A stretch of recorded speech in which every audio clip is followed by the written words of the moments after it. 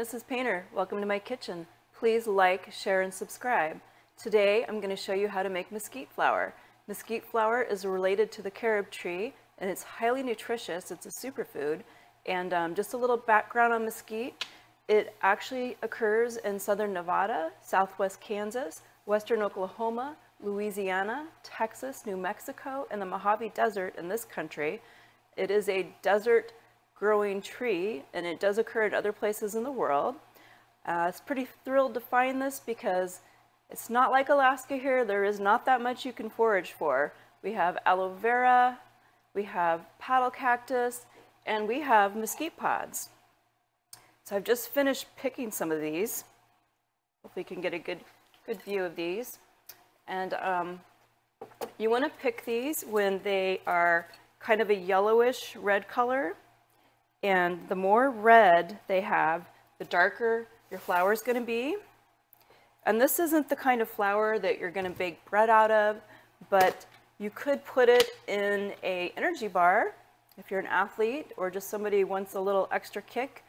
I like to put it in my smoothies for the nutrition content. But this is so super easy to do as far as dehydration goes. Let's take a look here.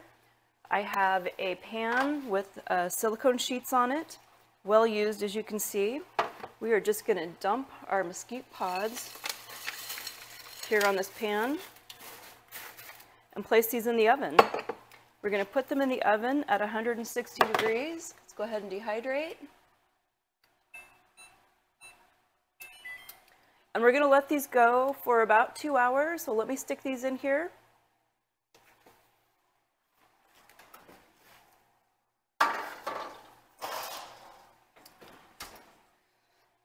I have some that I've already dehydrated just so I can show you how to process them.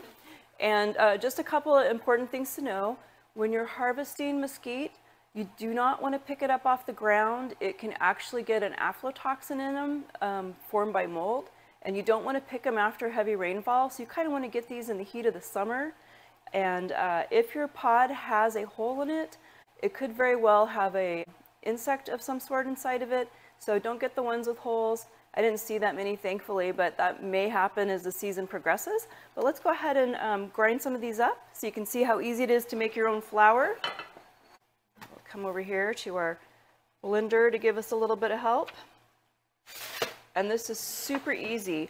One thing to know, how to know that your pod is dry, they just snap. Super easy like that, right? And some of them are a little more dense, some of them are thinner, but when they're dry, they just snap. So let's go ahead and break these down a little bit. I learned about mesquite flour from a company called Mount Hope Wholesale, and I was ordering mesquite flour from them, and I still do. I won't probably be able to make enough of this to hold me for the whole year in my smoothie making, but they have mesquite flour available, and it's actually a great company. So if you're looking for any natural products, it's a great place to get them from. And if you have an order over 70 bucks, they don't charge for shipping, which is super great. Let's go ahead and give these a little go in the blender. All right, let's turn this on. Go to our grind setting.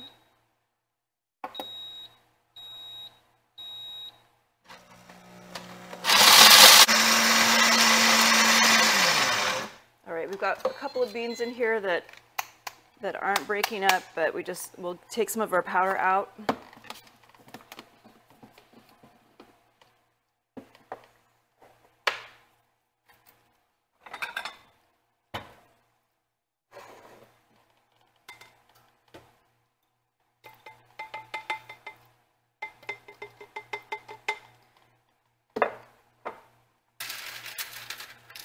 And I think we'll go ahead and filter this a little bit. Actually, should have done this dumping it in there. Would have been easier.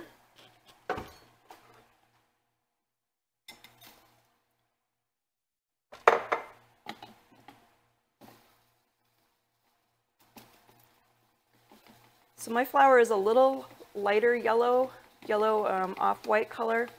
as opposed to the richer, more ombre color. And I think the darker your pods are, the darker your flower is going to be. So if your pods are more red, you're going to have a little darker flower.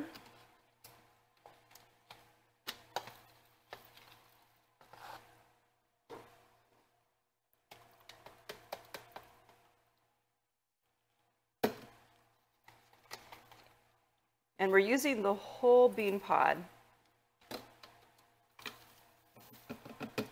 All right, let's throw a few more in there.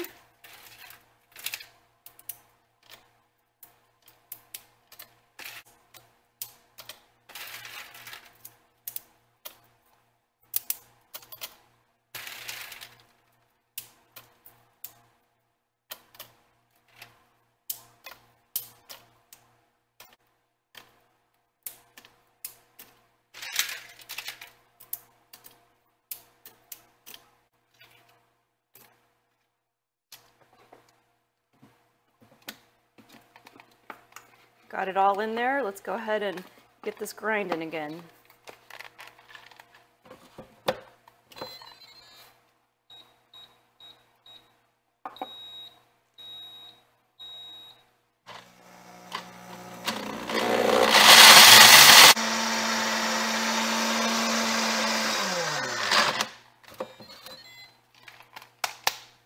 Let's filter this a little bit.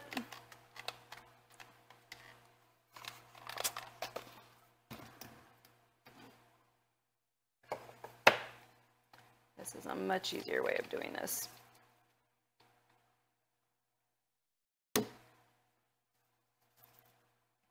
See what I'm doing here? Turn this a little bit for you.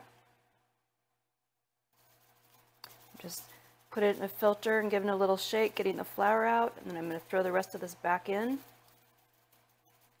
It's a little messy. You're going to have a little bit of the powder on the countertop, but it's not too bad.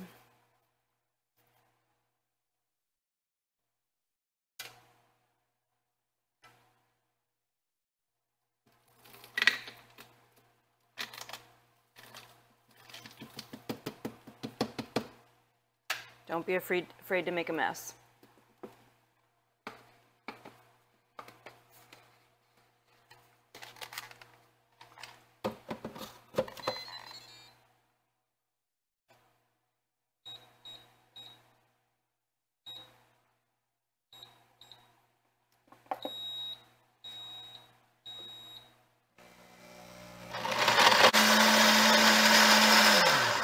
Might about have it here.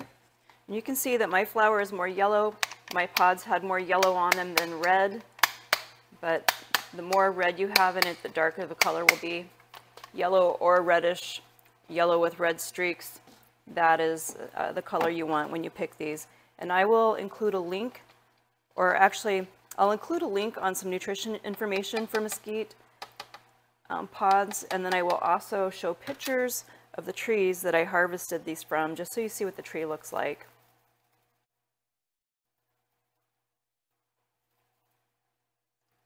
All right, take a couple of these out, throw them back in our container for blending.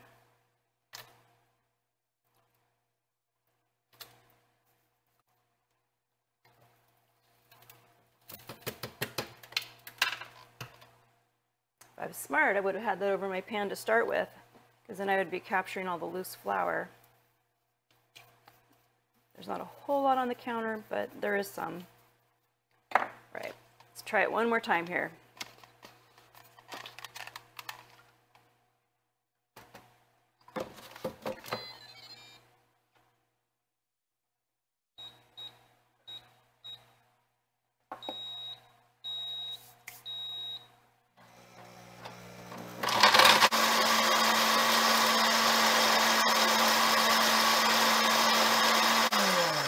I think we have it now.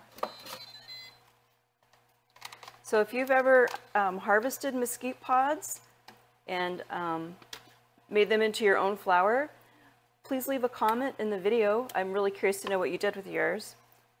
I'm going to use mine in my smoothies for my super nutritious green smoothie.